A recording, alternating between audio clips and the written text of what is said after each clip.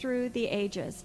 And we started, if you were with us on Sunday, with those who were born in 1900, and each day we have progressed through the century so that today we will enter into the 21st century in our journey through time. So I would like to introduce to you this morning our 20 youngest entrants here. Let me get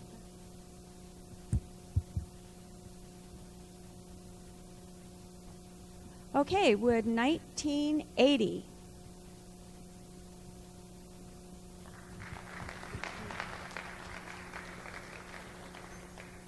I was born in 1980, the year President Reagan was elected. His 8-year administration would be marked with his concept of economics. Thank you. Helen Kathman. April Shuck, 1981. Hi, my name is April Shuck, and I was born in 1981. In 1981, Sandra Day O'Connor became the first woman to sit on the U.S. Supreme Court, and MTV debuted on cable featuring music videos. 1982. Hi, I'm Seth Winters. I was born in 1982.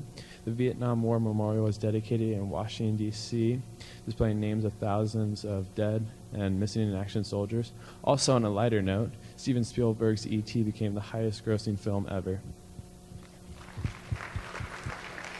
1983. Hi, my name is Josh Beckett. I was born in 1983. Cellular phones made their first appearance in Chicago, and the Cabbage Patch dolls became fanatically sought after by parents across the nation. These dolls then later became the replacement for the domesticated dog and common child. 1984. Hi, my name is Kelsey Budvarson. I was born in 1984. Stephen Jobs and Stephen Wozniak came out with the first Apple Macintosh computer, and Madonna made her first hit with Like a Virgin. 1985. Hi, my name is Camille Kaufman. I was born in 1985. Mikhail Gorbachev became General Secretary of the Communist Party in the USSR. He instituted the glasnost, or openness policy, which eventually led to the breakup of the Cold War. 1986. Hello, my name is Byron Ward. I was born in 1986. Tragedy marked this year with the explosion of the Challenger space shuttle, killing 7 people, including the civilian teacher, Krista McCullough. 1987. My name is Matt Tennyson. I was born in 1987. This was the year for music videos and rock and roll, featuring artists such as Michael Jackson, Whitney Houston, U2, and Pink Floyd. 1988. Hi, my name is Connor Ward. I was born in 1988. Vice President George Bush won the presidential election, and the Iran-Iraq War ended after 8 years. 1989. My name is Nikki Richardson. I was born in 1989. East and West Germans tore down the Berlin Wall piece by piece and celebrated the end of the Cold War. 1990. Hi, my name is Megan Ward. I was born in 1990. Yellow ribbons became a symbol of American support for the troops in Operation Desert Storm. Okay, thank you. 1991. My name is Megan Cork. I was born in 1991. The Persian Gulf War officially ended, and the USSR officially ended as the Baltic republics declared their independence. 1992. Hi, my name is Casey, and I was Ludi, and I was born in 1992. The Internet Society has begun, and 1 million computers are connected in a network. People started using the term surfing the net. Thank you.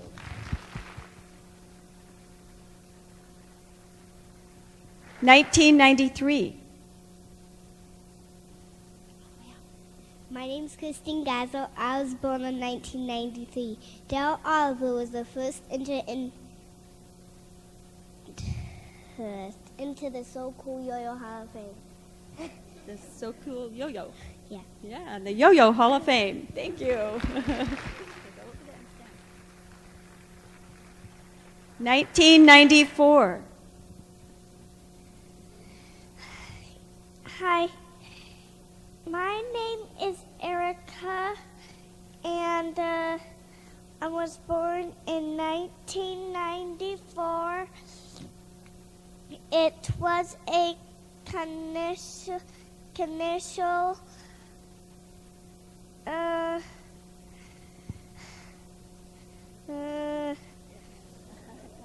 Launched, and it became the fastest growing network. it became the fastest growing network, and that's all. Thank you.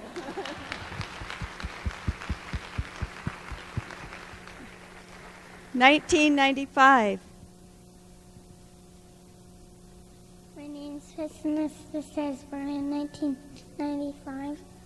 The History Channel is launched and soon becomes the fastest growing cable network. Thank you.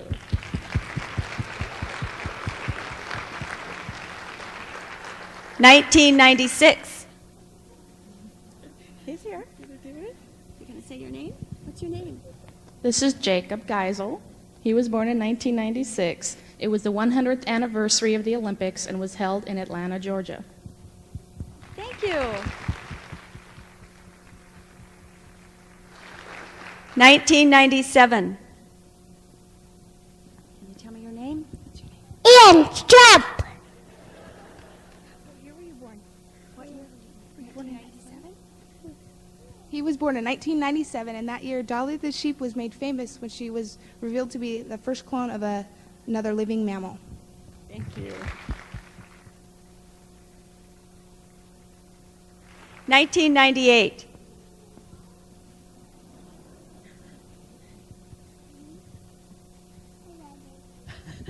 This is Catherine Liegert. She was born in 1998, and Mark McGuire broke the world home run record with 70 home runs.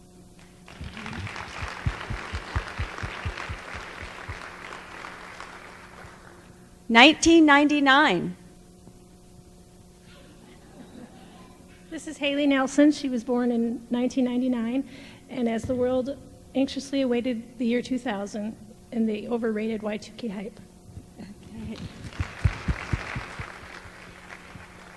And now we have completed the 20th century and are ready to step into the 21st century with our baby born in the year 2000. She's sleeping.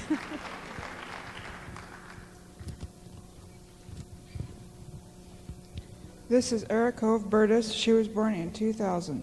The computers didn't crash and the world is still around, but hopefully more positive events will fill the next century timeline. And our last 2 decades of our century. Thank you all.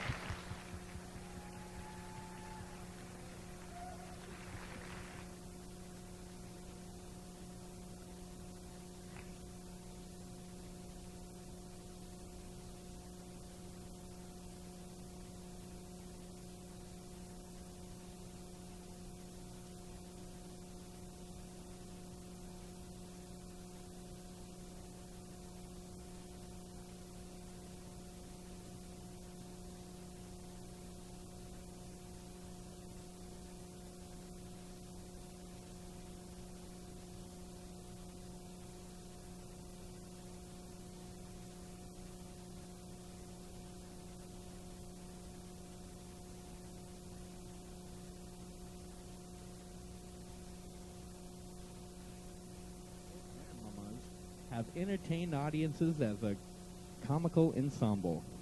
Their motto reads, dedication to the exploitation of merriment and enhancement of the ridiculous.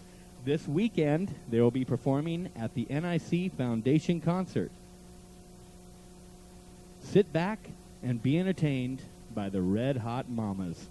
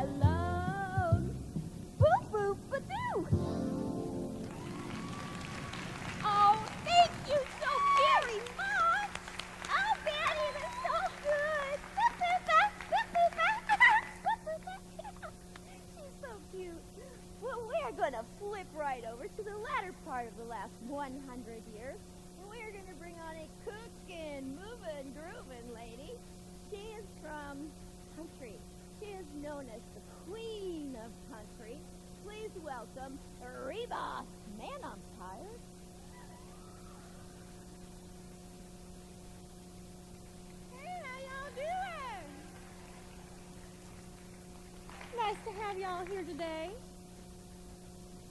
Music maestro.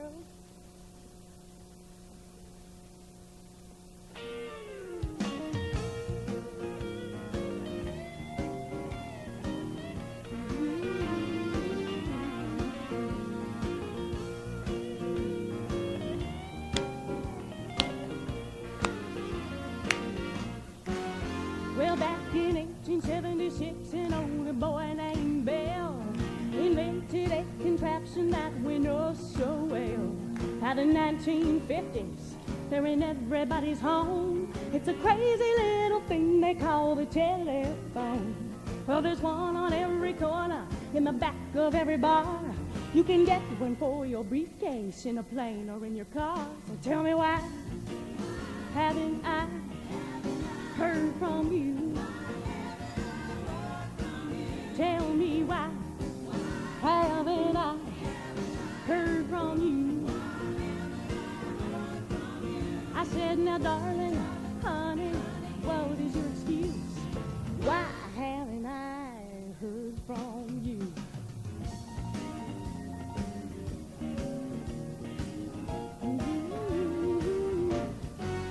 Well, there's no problem getting to me, baby. You can dial direct. I got call forward and call waiting. You can even call collect. The serviceman, he told me that my phone was working fine, and I have come to the conclusion trouble isn't with my line. I'm sure the operator would be glad to put you through, so dial 0 for assistance if this all confuses you. Tell me why haven't I heard from you? Tell me why haven't I heard from you? I said, now darling, honey, what is your excuse? Why haven't I heard from you? There's better been a flood, a landslide of mud, a fire that burned up the wire, and thunder so loud with a black funnel cloud, a natural disaster I know nothing about. Tell me why haven't I heard from you? Tell me why haven't I heard from you? Yeah, I said, now darling, honey, what is your excuse? Why haven't I heard from you? Tell me why haven't I heard from you? Tell me why haven't I heard from you? Yeah, I said, now darling, honey, what is your excuse? Why haven't I heard from you?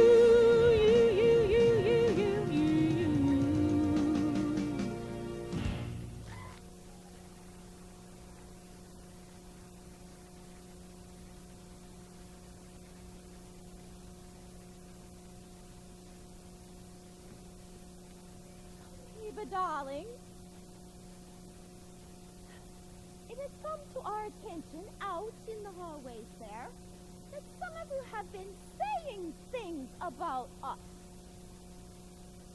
We heard some of you talking, some of you from society, and we heard someone say that the Red Hot Mamas are just a big joke. Well, we're here today to show you that we are not just a big joke. We are a colossal, huge, honking big joke. And just to prove that, we're going to give you a look at the classical side of mamahood by presenting an original ballet entitled The Housewife's Lament. We will be doing this to Rachmaninoff's Prelude in G minor. Sorry, Rock.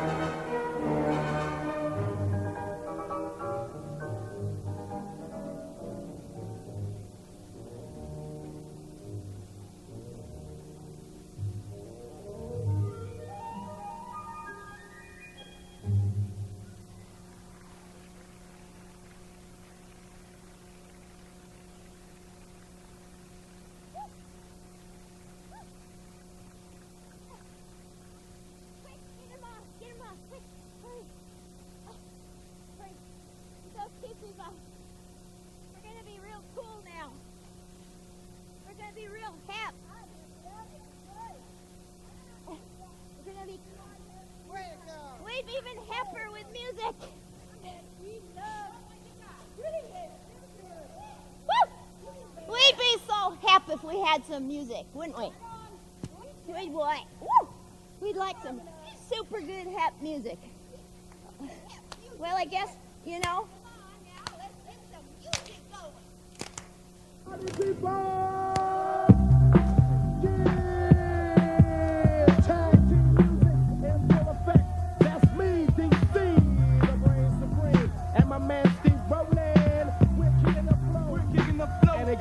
Something like this, tag team, back again. Check it, direct it, let's begin. Party on, party people, let me hear some noise. DC's in the house, jump, jump, rejoices. There's a party over here, a party over there. Wave your hands in the air, shake the dairy, yeah.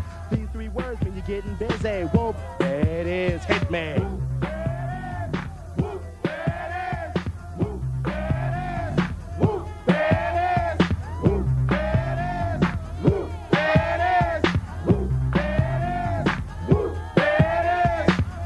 Down and inside out, I'm about to show all you folks what it's all about. Now it's time for us to get on the mic and make this motherfucking party hype. I'm taking it back to the old school, cause I'm an old fool who's so cool. If you wanna get down, I'ma show you the way. There it is, let me hear you say. Come on, y'all. A little louder. Come on, y'all.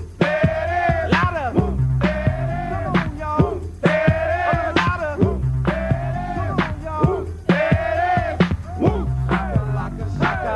Shaka, shaka, woo. Shaka, shaka, shaka, shaka, woo. Shaka, shaka, shaka, shaka, woo. Shaka, shaka. Point blank, gin and juice I drink and bent as I puff on dank. Rock the mic, uh-oh, I crave skin rip shit. Find a honey dip to dip it in. Slam dunk it, stick it, flip it and ride that B-double-O-T-Y, oh my. Ooh, that's it, come on, whoop. There it is, I'm done.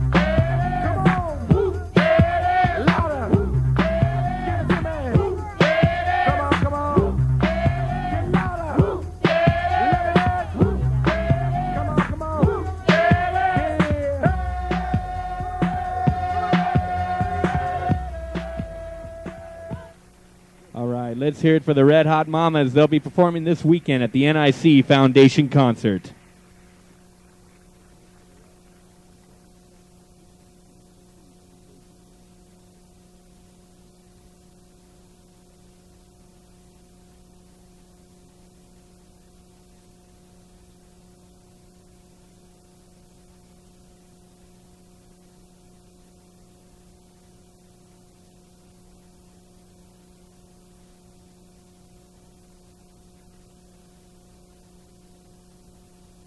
And while we're waiting for the stage to be set up, I'd like to remind you that this weekend, Jason Moody, Catherine Damiano, the Red Hot Mamas, and Jimmy Whitrock will be performing at the NIC Foundation Concert.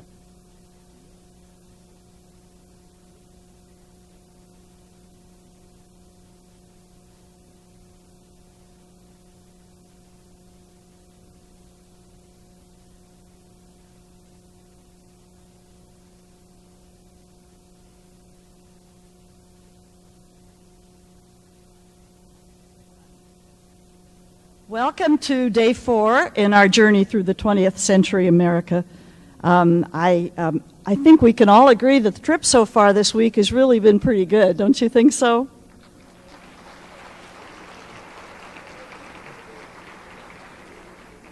I'm Mary Lou Reed, and I'm host for the day, which promises to be another full and meaningful experience as we're traveling through time. Today we're going to recognize 2 significant world-changing crusades. The first is the struggle for freedom and equality for women. The second is the battle for civil rights for all. And we will begin our review of 20th century women this morning, but we hope you will return to this auditorium this afternoon at 1 o'clock to hear Martin Luther King Jr. reenact the eloquent and sobering story of the civil rights movement in the 1960s in the South. Then at 2:30 this afternoon, we will be back with 20th century women, a panel of 6 fabulous pioneering women who will tell their stories of how they, in their individual ways, widen the horizons and choices for the women who would follow them. That will be at the NIC Student Union in the Lake Coeur d'Alene room. And before I move on to today, I would like to thank Hal Damiano and the North Idaho College Foundation for the entertainment that they have provided before each session this week. Hal's in the audience. Can you stand, Hal, and can we clap for you?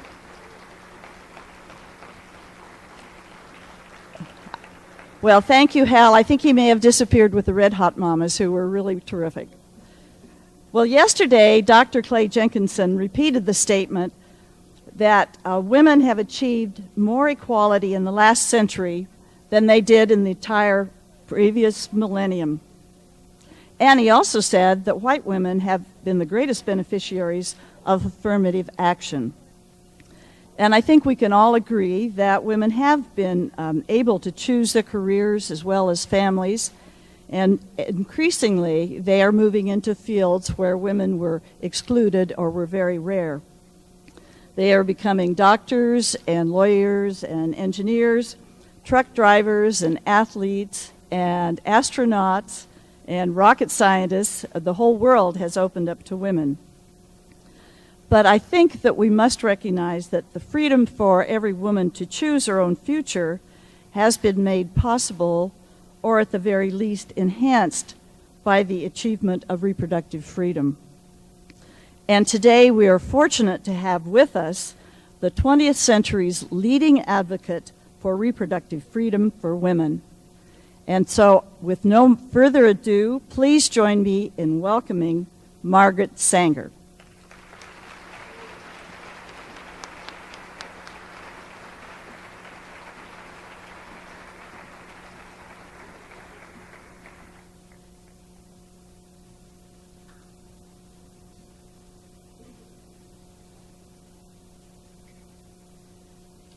It is the right of every child to be wanted. My name is Margaret Sanger, and I'm so delighted to have been invited by North Idaho College to be the keynote speaker on a day where we celebrate the achievements of women in the 20th century in this great country of ours. But before I begin my address, I have a humorous story to tell you.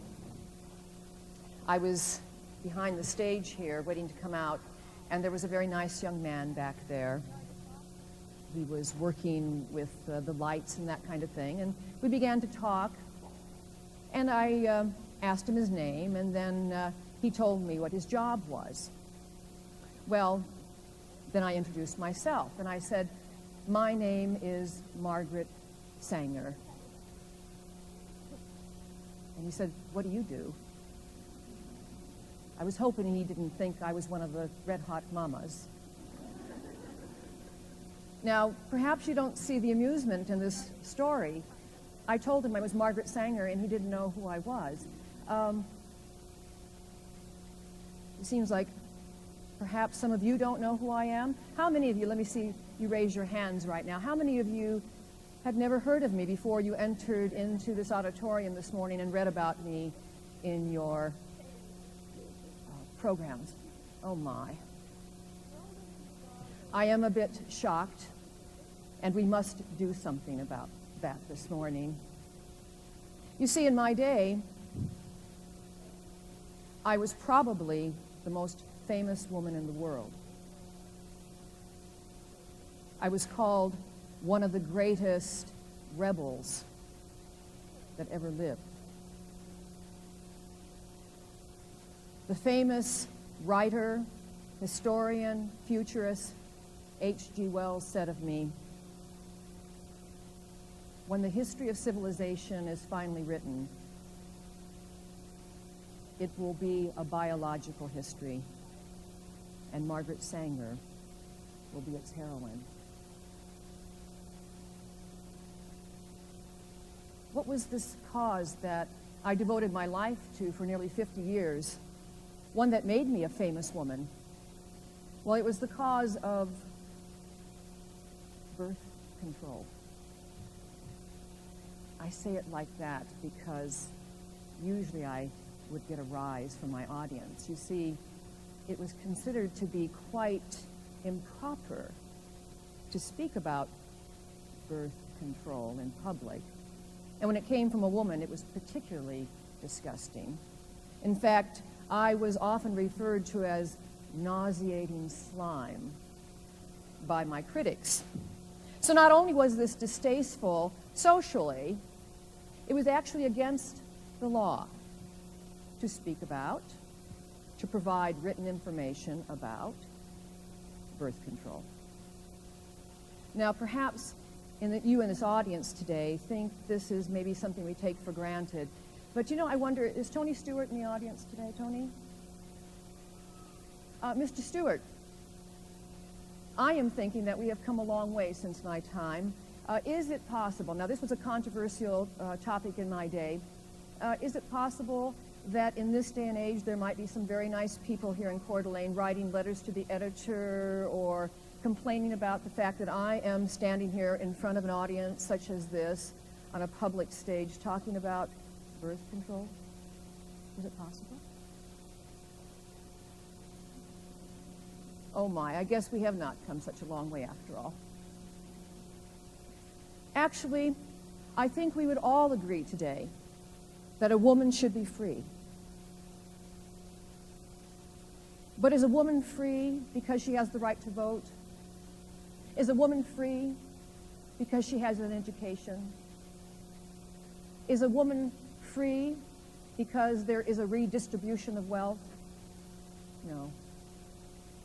No woman can call herself free until she can consciously choose whether she will or will not be a mother. That should be a woman's first demand. And so today what I would like to do is introduce myself to you by telling you a little bit about my life. And then we'll get into some of my achievements and the legacy that I think I have left behind for all of you sitting here in this audience today. First of all, I need to talk to you about my past, because I think if we look into our past, we can understand who we are.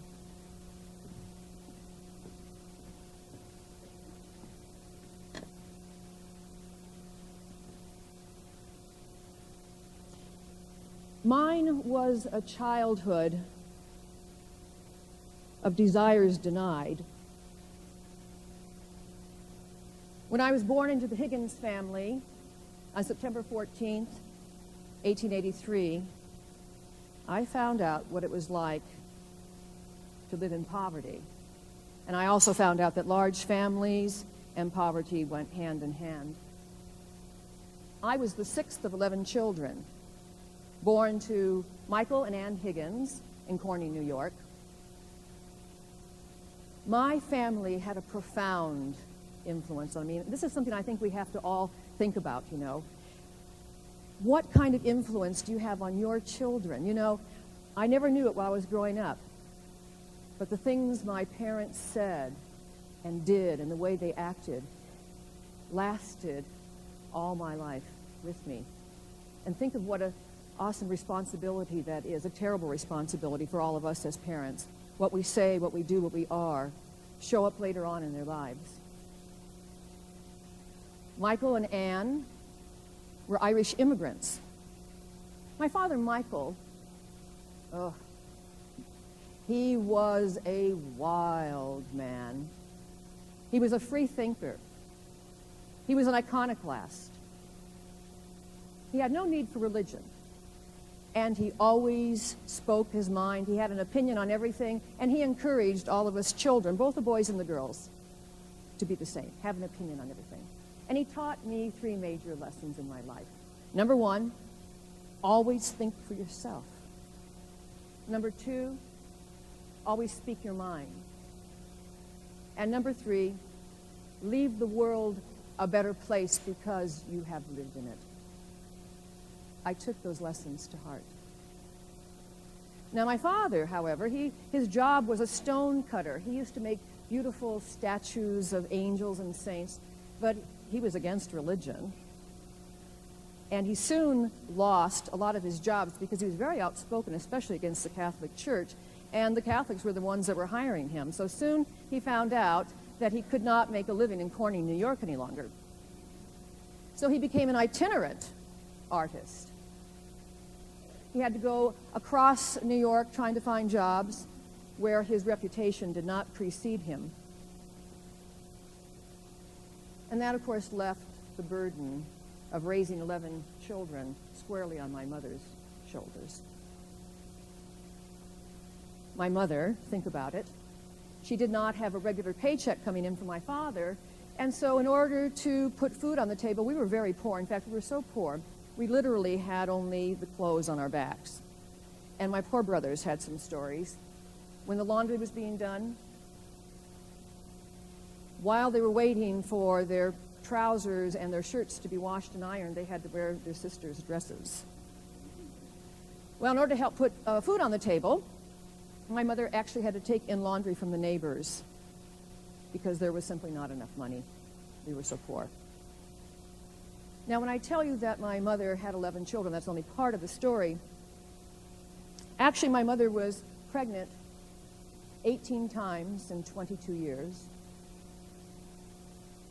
And those of us who survived, my mother and father like to brag about the fact that we were all perfect and without blemish. And we all weighed in between 10 and 14 pounds.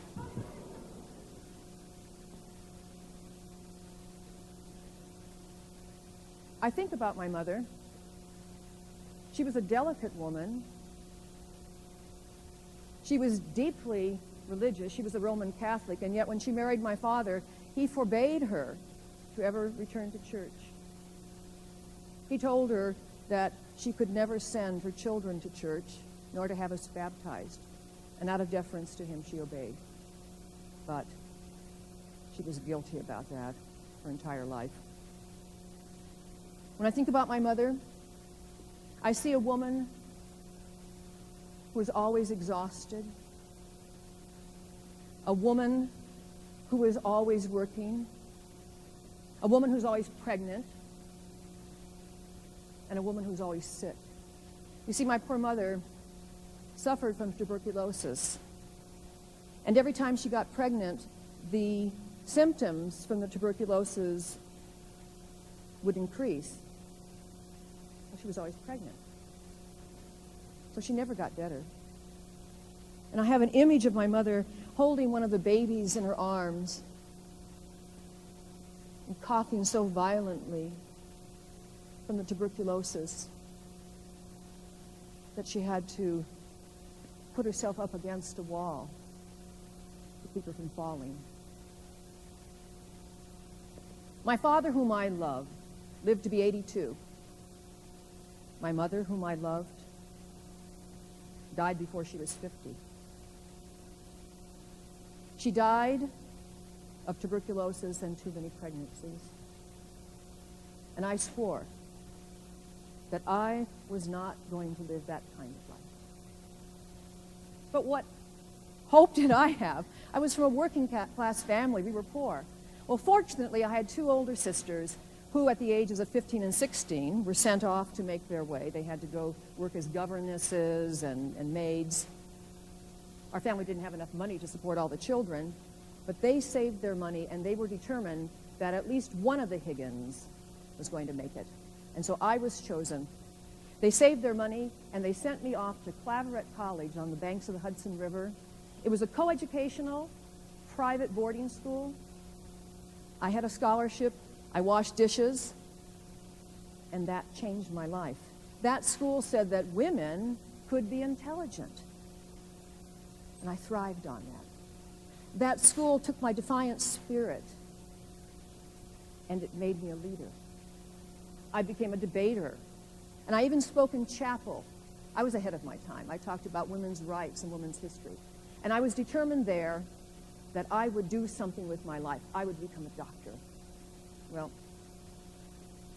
sometimes things don't work out the way we had planned. Unfortunately, my mother became very ill with her tuberculosis, and since I was the oldest daughter not working, I was called back. I had to leave school, and I nursed my mother until she died. And after that, I stayed around. I helped my father out. He was totally helpless without my mother, and helped bring up my little brothers and sisters. Until I was 20 years old, and I said, I need to have a life of my own. And so, well, medical school was out of the question. I had no money. I had no influence. I was a woman. And so I decided to become a nurse. And off to nursing school I went. And I decided I was going to go into maternity care, obstetrics. I had a lot of experience with children, and I love babies. I wrote this in my journal. To see a baby born is one of the greatest experiences a being can have. Birth, to me, has always been more awe-inspiring than death, as after I have witnessed the miracle of birth, held the perfect creature with its tiny hands and tiny feet, each time I have felt as though I were entering a cathedral with prayer in my heart. I love my nursing. But in my second year of nursing, I was at a dance, and I met a young architect by the name of Bill Sanger. Oh, he was charming. And he had the same kind of radical ideas as my father about politics, and I found that quite attractive. And one of the most important features of Mr. Sanger was, because he was an architect, there was the possibility that he could provide the material goods that I had never enjoyed. He brought me flowers. He bought me small pieces of jewelry. And we went to the theater, we went to the concerts. And after we had been dating for about 6 months, Bill began to pressure me, wanting me to get married. Well, I thought we were too young. And besides, in those days, once again, it was not appropriate for a young lady who was studying to be a nurse to get married. I had to make a choice. So I decided I would stay in school. I needed my education. Well, one day, after classes, Bill came by. He had hired a carriage, picked me up, and I thought we were going to take a carriage ride in the park. And you can imagine my surprise when he didn't take me around the park.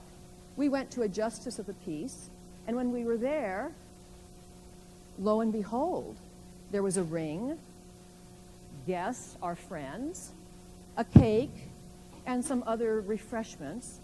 What Bill had done without my permission or knowledge, taken me to the altar, and we had a wedding ceremony. I didn't speak to nor live with my new husband for 3 weeks.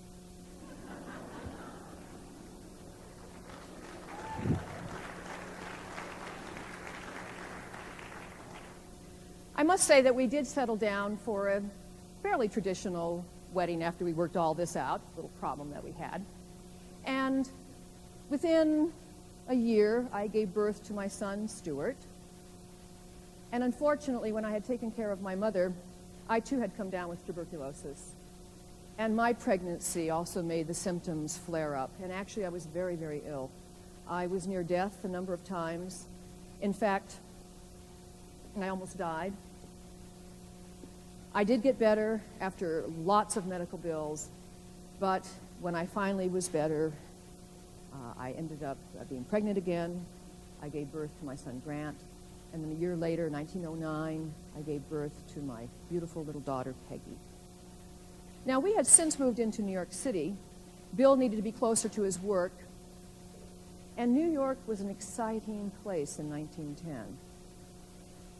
We ran in the same circles as some of the great thinkers, or so we thought of the day, radicals, people who believed in socialism, people who believed in free love. And we spent countless hours in conversations over glasses of wine.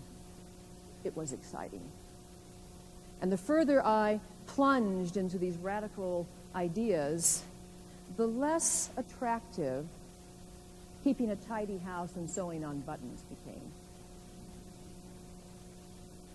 I was my father's daughter. I believed that it was important to make the world a better place because you have lived in it. And so I threw myself into the labor movement. I don't know if you know this, but at that time, we had deplorable conditions for working people. And I'm looking out at this audience. I can assume that many of you are from working families. So this would have affected you back in 1910. I staged strikes, boycotts, marches. It was an important cause for me. But then, once again, I had a little turn of events in my life, a little turning point. Remember, my father had lost jobs because of his outspokenness and his radical ideas. Well, the same thing was happening to Bill. Because of his radical political beliefs, he began to lose jobs as an architect. He had a difficult time getting contracts. So, like my mother had to go back to work, so did I. Now, I only had 1 year of nursing, but that was enough to do the kinds of work that I was sent to do. I was sent down into the slums of New York City to deliver babies, to help mothers. I don't think anybody in here can possibly imagine what the conditions were like. These immigrants had come at the turn of the century to find a better life. They came without skills. They came without education. They couldn't speak English. I found the whole incident to be deplorable and without hope. The poor fathers, their families continued to grow. You know, most of the families that I worked with had at least 10 children in the family. And the poor fathers, none of their wages were keeping up with the numbers of children that were coming into the world. Many of them turned to alcoholism. And if this was supposed to be the better life that they came from, I can only think that they must have come before from hell. They were living in squalor, 2 rooms perhaps, 10 children. There was no electricity. There was no running water. There was no heat. Some of the rooms had no windows. In a tenement slum that perhaps would have been 4 stories high with hundreds of people living in it, perhaps 1 bathroom for the whole building. Oftentimes there wasn't even that. The tenants had to go out into the alleyways to find a outhouse. These were deplorable conditions. And there I was to help deliver a baby, which should be the most joyous time in a woman's life. I would receive this little child and wrap them in newspaper because that's all they had. And then the woman would grab me and she would say, please,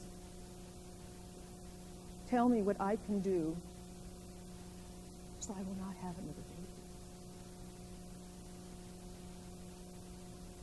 I didn't know what to tell them. I myself didn't know. And if I did know, according to the Comstock laws, if I provided that information, then I could be arrested. How often had I stood at the foot of the bed when a woman gave birth to a dead child, and a tear of joy and a whisper of a prayer, because that child was born dead. How was that mother supposed to provide food for yet another hungry mouth? And in most cases, that child, if it did survive, would have died in the first year of life. And we cannot judge this woman.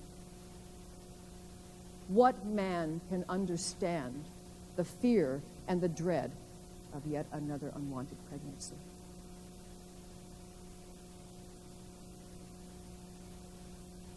On Saturday evenings, when I would return from work, as I was leaving the slums,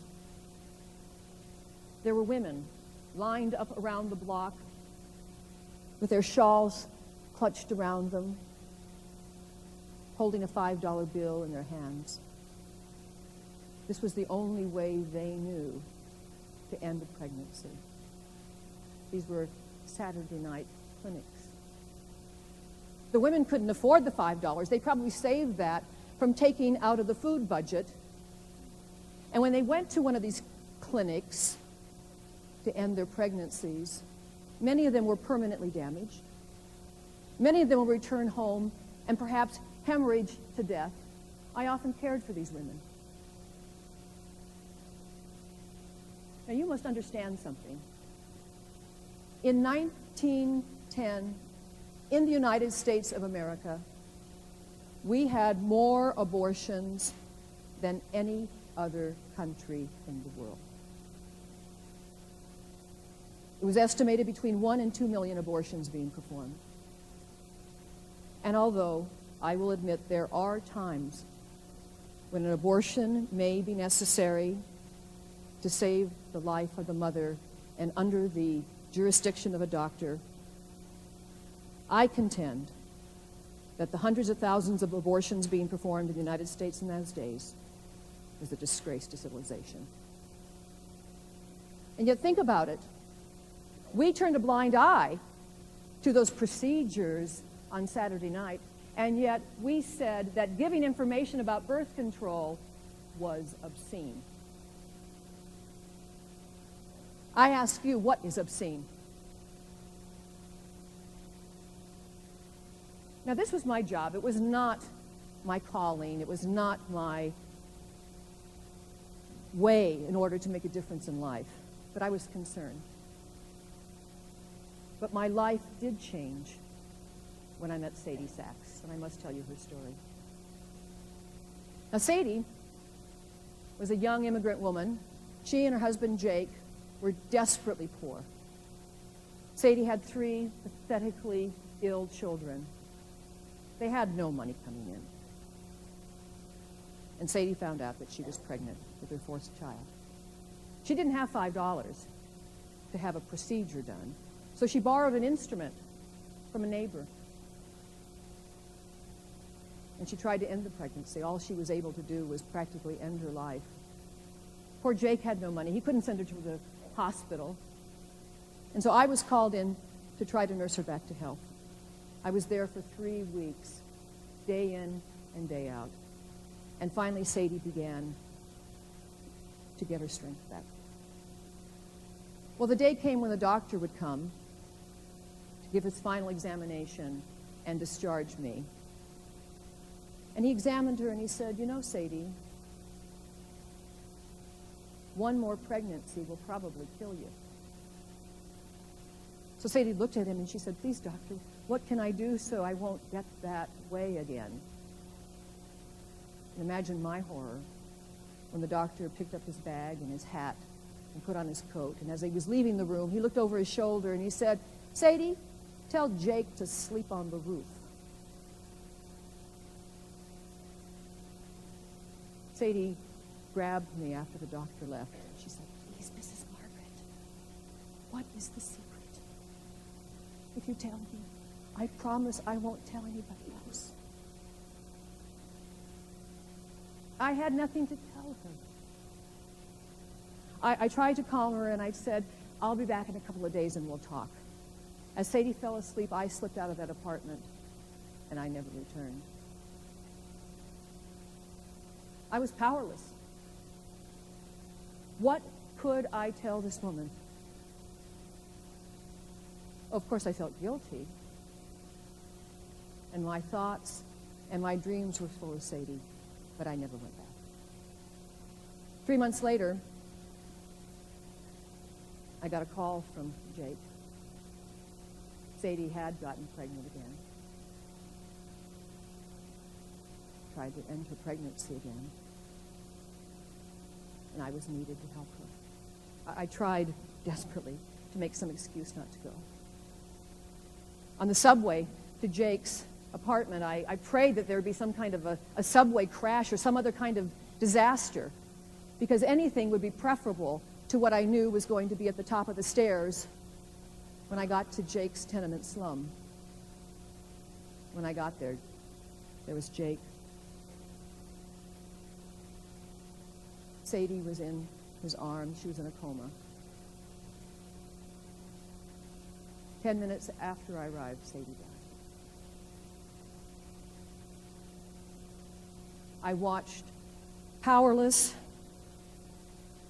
as Sadie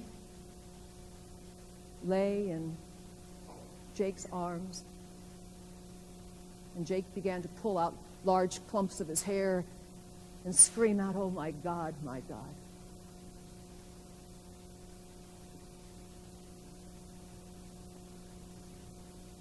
I wrote this in my journal.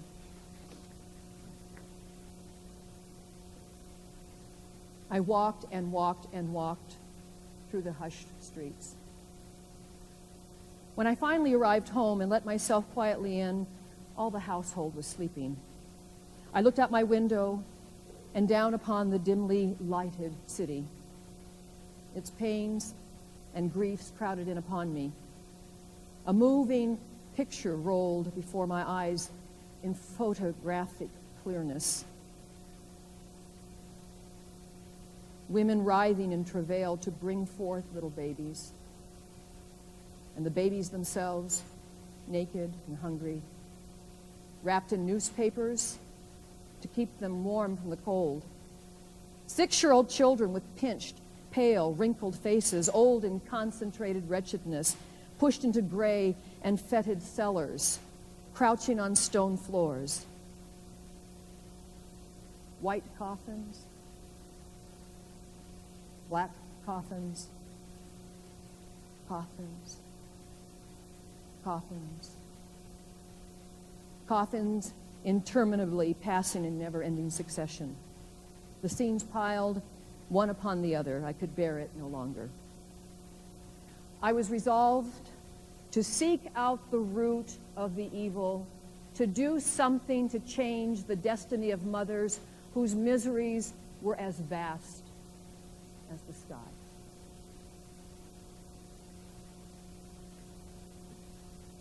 And I began to think of my father.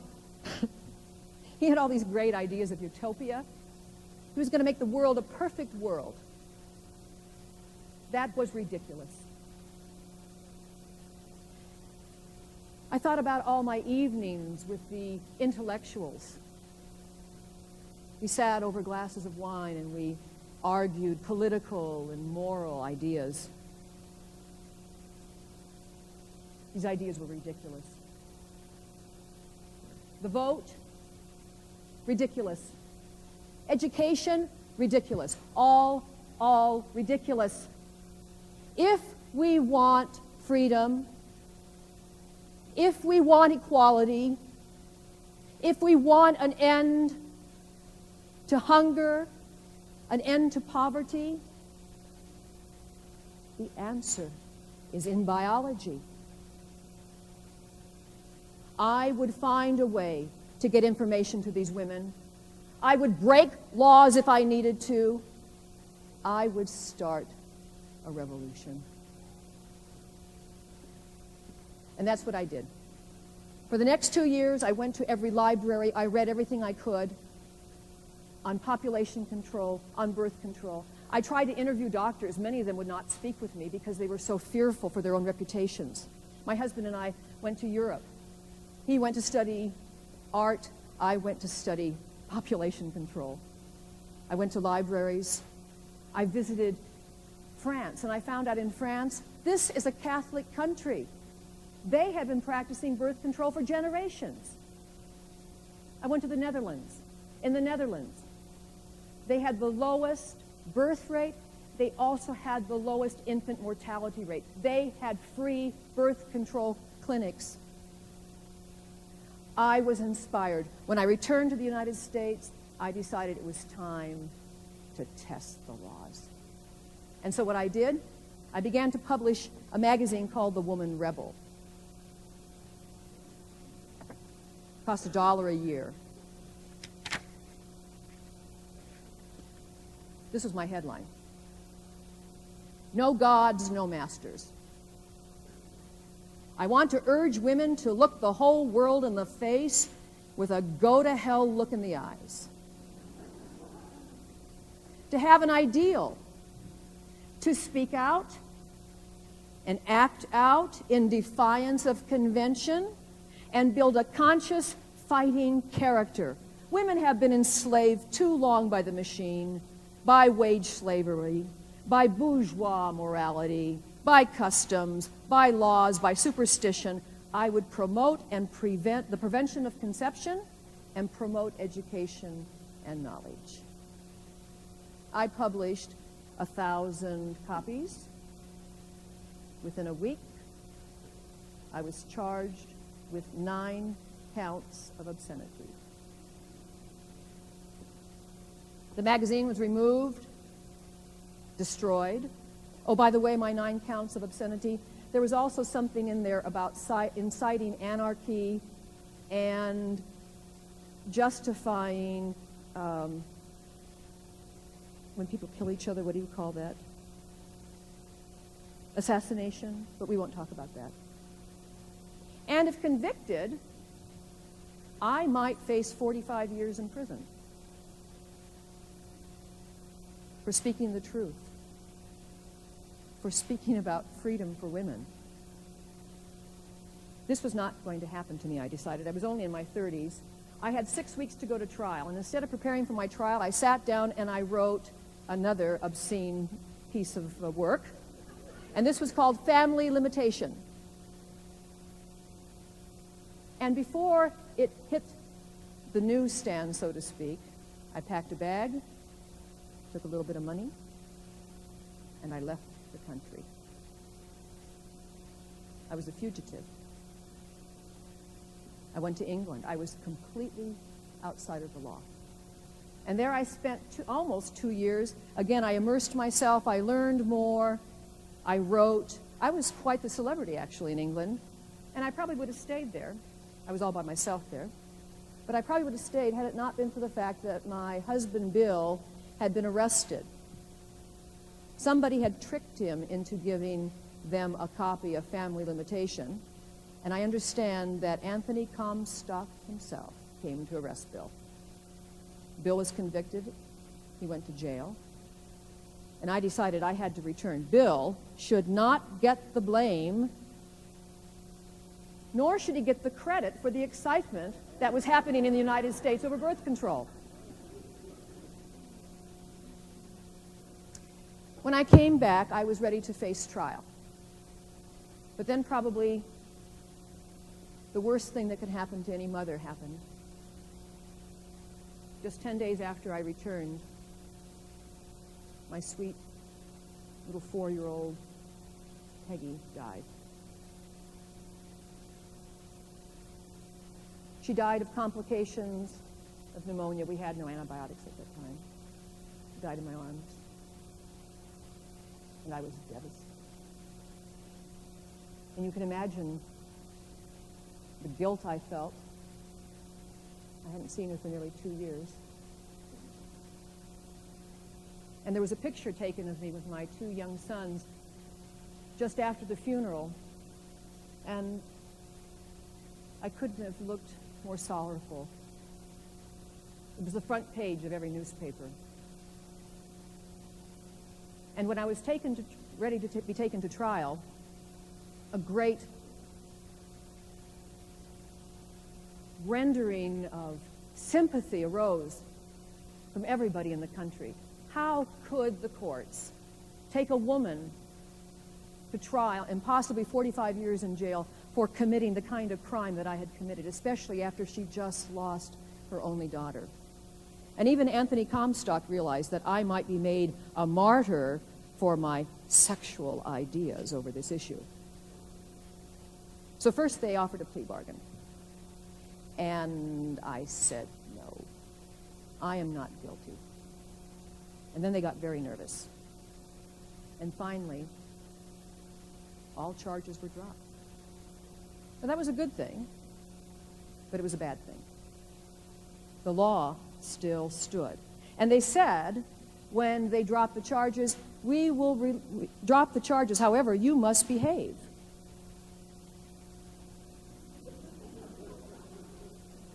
I sent out over 116 letters across the nation, and I booked myself in major cities to talk about birth control. I started in Boston. I went all the way to Seattle, Portland, where I was arrested and spent the night in jail.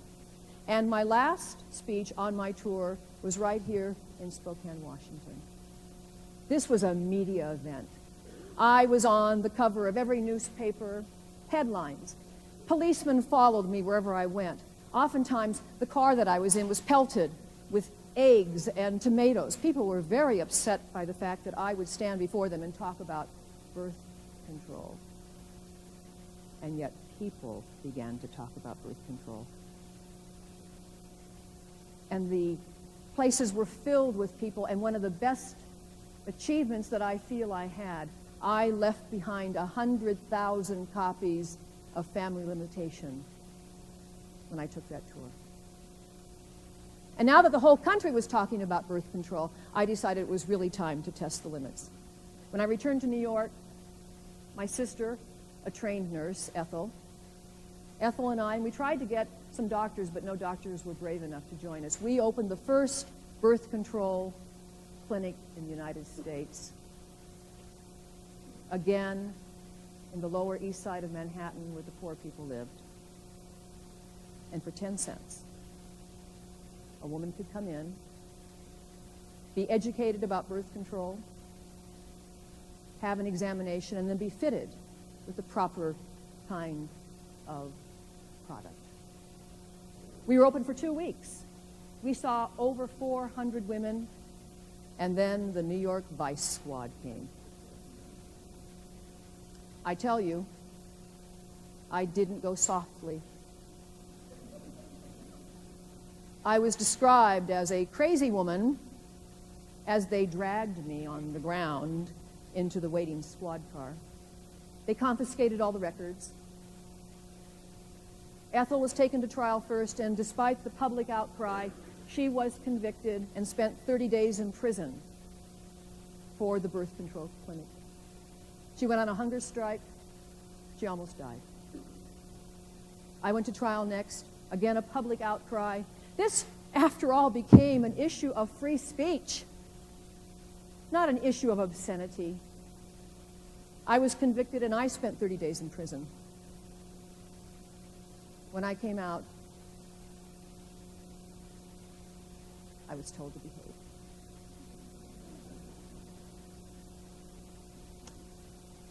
2 weeks later, I opened another birth control clinic. Now, because of time, I'm going to just capsulize my other achievements that I feel I had. I wrote 11 books. I started the Birth Control League of America, which later became Planned Parenthood. I opened birth control clinics all over the United States. I lobbied Congress long and hard for over a decade, and eventually the Comstock laws fell.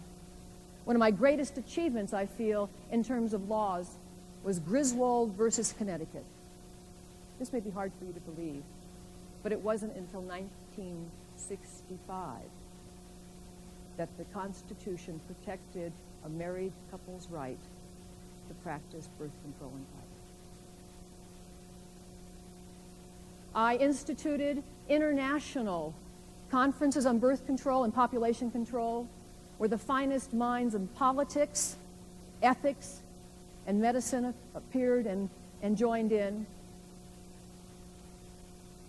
And I also am very proud of the fact that I am the one mostly responsible for securing the $2 million it took as a startup cost to research, manufacture, distribute the first safe, reliable, inexpensive oral contraceptive. I also think I leave a legacy to you here in this audience. I must believe that most of you are from working families such as myself. I believe my work helped voluntarily to lower the number of children in a family from 5 to 2 in my lifetime. Some people talk about the good old days. I'm here to tell you the good old days never were. I understand today many families are broken up by divorce. In the good old days, families were broken up because the mother was dying in childbirth. It was rare for a man and a woman to grow old together. And think about it. A man was left with 6 or 7 children, and before he could find his next wife, many of the children would be put in orphanages. They were full across the country in the good old days. In the good old days, a woman would never see the birth of her grandchildren. In the good old days, a woman would certainly never see the birth of her great-grandchildren. In my lifetime, every major religious group in our country, except for the Catholic Church, embraced birth control between married couple as a moral choice. And I also believe in my lifetime that I helped to raise the status of motherhood from breeder to nurturer.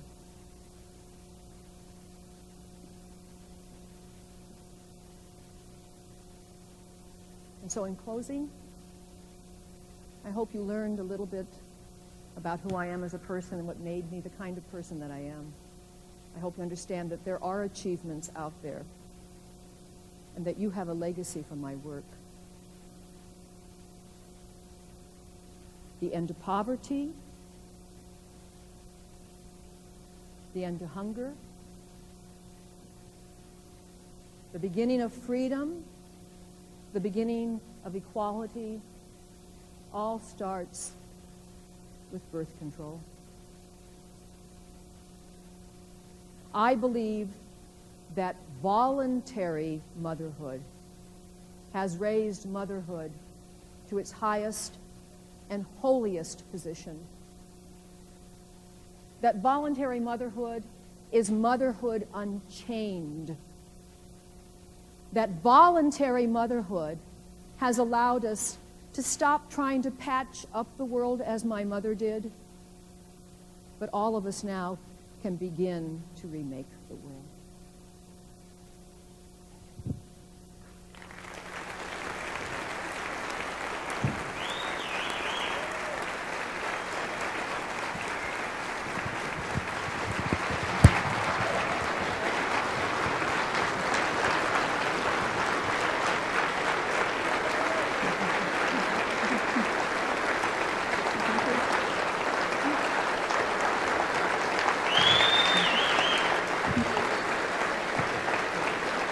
Thank you, Mrs. Sanger.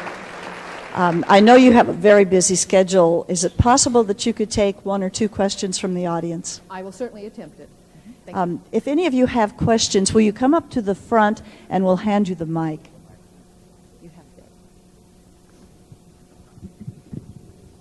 it. Or should I stay here? How did you... I have to put on my glasses so I can hear you. Testing 1, 2, 3.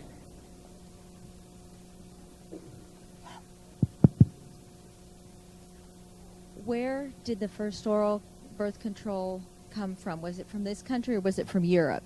From Europe, I believe. The Germans had a birth control product, but I understand that it was not very safe. They were losing women with that. So we should be very proud of what we were able to manufacture in the United States. You said that in 1965 that it was acceptable or legal for the married couples to use the birth control. When did it become acceptable or legal for single individuals to do the same? There has been no law that I know of about that, but this was a landmark decision because before that time it was considered against the law. I had an interesting question I just thought of. You said that birth control used to be illegal in this country, but back in the times of the knights and stuff, a woman could go and she could get herbs to prevent or end pregnancy. So why did it change? It changed, well, women have always tried to limit their family sizes. By hook or by crook, they would do that. And surely women had ideas from their mothers. In fact, that's what we found out in France, that they passed this along from generation to generation. But in the United States, after Anthony Comstock came along, it was definitely against the law to talk about such things, and you could not, probably the products were available, but they could not be manufactured, or what do you call it, advertised as such. And many of them, of course, were very damaging to women, too. Margaret, if you could see today, in the year 2000, what has happened since your decades of work in women's behalf, could you share your thoughts on what you would see here going on now, how you would feel about that? Thank you for the question. It's a very mixed feeling, I think. I do believe that we have come a tremendous distance. On the other hand, I think from what I've seen, I've only been around in the city for a little while. I was watching television the other night. And during prime time, between Peter Jennings' commentary, I must have seen 2 or 3 advertisements for something called Viagra.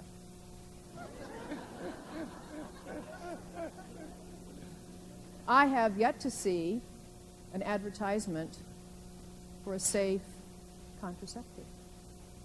So in that respect, I do not think we have come a long way. But I am encouraged. Are you? Did you ever waver in your crusade to fight birth control? Was there ever a moment when you thought, maybe this is too big for me to handle? And was your husband completely supportive of you the whole time? That's a very interesting question. I was single-minded once I had my conversion. And I was very supported. I actually did not talk about my second husband, Noah Slee. He was a fine man. He was much older than I was, and he had been the originator of 3-in-1 oil, a very rich man. Some claim that I married him for his money.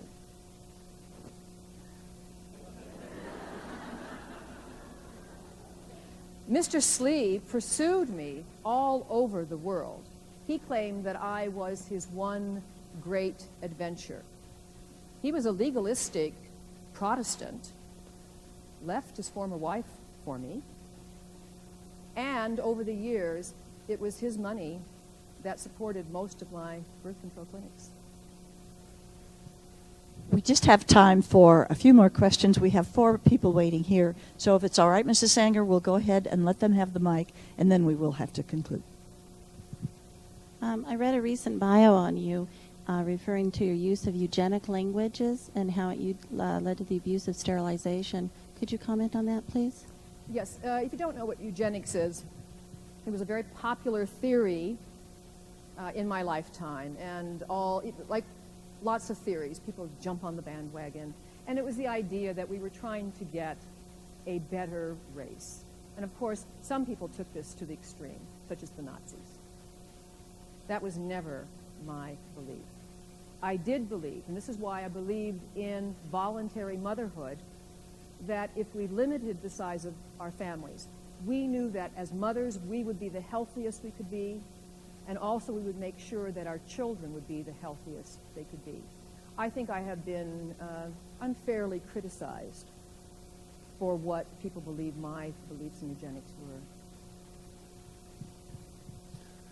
Yeah, I heard that you read a lot on Malthus's ideas on population versus food supply, and I'm wondering if that's where a lot of your ideas on birth control came from.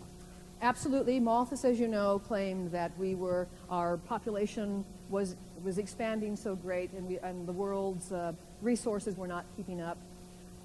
When I went through my stage of being with the intellectuals in New York, we became neo-Malthusians. You know what that is? Well, Mr. Malthus was a very holy person. He was a preacher, and he believed that we could limit our population growth by using moral restraint. We didn't believe that. So neo-Malthusians believed in artificial contraception, but he was very much important in our thinking. Yes, thank you. Hi, I'm not sure if I just missed this in your lecture, but what was the very first type of birth control? The very first type of birth control? Well, you mean in history, or the one that I perhaps... We were interested in what we call is, you might want to hold your ears, it's called a pessary, and it was actually a diaphragm. This is our last question.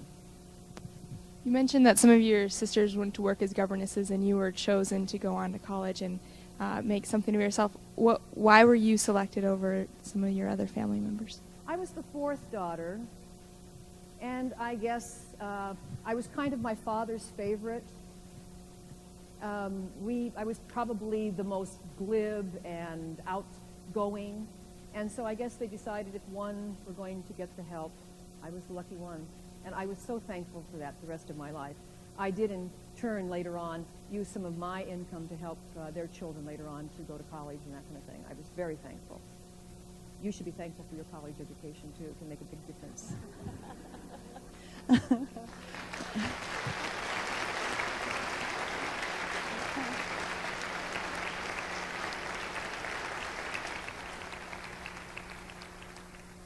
Mrs. Sanger. And have I missed the boat somewhere? And so it's kind of wonderful to at least impart her story. The other thing is, though, I have found that there is no perfect person. The more I read about this woman, the wilder she becomes, the more warts I find. And so it's difficult to put anybody on a pedestal. The things I told you would be the most positive things. For example, I found out that although she was admired by so many feminists because she was a married woman, most feminists were not. She had children. Most feminists almost had to become celibate. And yet here was this woman who was able to seemingly have it all, and yet she was a horrible mother. You know, I mean, she hadn't seen her little girl for 2 years, and she died of, pneumonia, but also of polio. Her mother didn't even know she had polio. You know, so there's these things, and yet that you can't take away also from the incredible achievement. I mean, I personally believe, and I don't know who else I speak for, but for myself and for my 2 daughters, that this woman's life made a difference. That I went to college probably because of this. I was able to hold off having a family, and that's the legacy for my daughters also, so I'm very thankful for that kind of work. Thank you very much, Mona. Thank you, Margaret. And don't forget, please come back for Martin Luther King Jr. at 1 o'clock right here in Boston.